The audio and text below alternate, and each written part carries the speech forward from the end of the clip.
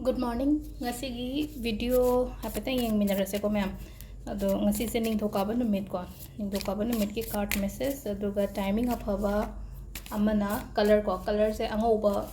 yai aduga yamna light oiba color gumba hai tare ka light oiba haragadi akoi gi gray daga silver color gumba su yai ko haidi akoi gi tha mangal machu gumba chang ba se hai tare ko haidi monday se karina represent tauge hai bada moon ko tha na daina tawbani na haidi sida angoba natraga haidi akoi gi silver da light oiba ko pa adumana sin na bi bai ko gray da light oiba dark oiba nataba gray daga su oraga su yamna light oiba color gumba ko ato ahambada hoigi card ahum katang lawthokjarage ko 1 2 3 sida lere akoigi 3 card se nutigi lawthokpa dumaina ama choose tawbirasi ko sidagi sida lere ko koi card ahum se card number 1 card number 2 and card number 3 ko ahamba gi se akoigi 9 of cups and like ko 9 of cups se haidi dream goal kari gram mayam se hai tare ko agi dream agi goal sugumba mayam se ina khaliba poto haidi phangba changakpa aduga aina manifestation tawba ko pa su mayam su haidi lakchaba adumaina pi ko haidi overall yamna adum 100% positive oiba card ni ko khoi first ki se ko ani shuba sina amuko the hermit and like hermit se hai tare ko matam khatang khaidokpi ba hai tare ko ishagi damakta matam khaidokpi ba haidi tuminaga leiraga hai tare ko mi myam punbai mota tuminaga leiraga ithandaga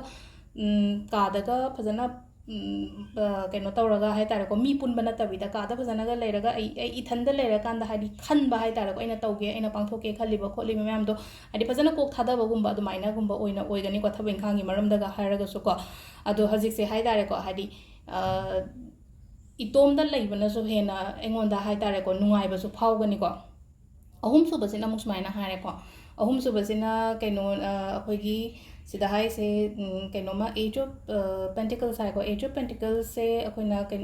pot ama lakpa changakpa pirakpa mateng oiro amo oiro ko adumaina oina oi ko aduga timing se ayuki pung 3 ga minute 53 tagina 3 makhai phawum lere ko adagi ayuki ni ko se mapan ga nate nipan ga minute manga dagina mapan ga minute nifu phawom lere ko adagi amu nundin talakina barogan minute nifu mapan dagina akoigi nungda wairomgi pung 3 ka minute 59 phawoma leire aduga nungdang athengbagina amu pung mapan ga minute nifu mapan dagina 13 ga minute 13 phawom lere ko nongalamdaigina amu baroga minute nifu dagina hayeng nonganbagi pung 3 ga minute 53 phawom lere ko sisina akoigi afaba timing adu sida lere akoigi ngasigi card ki message se ma'am thank you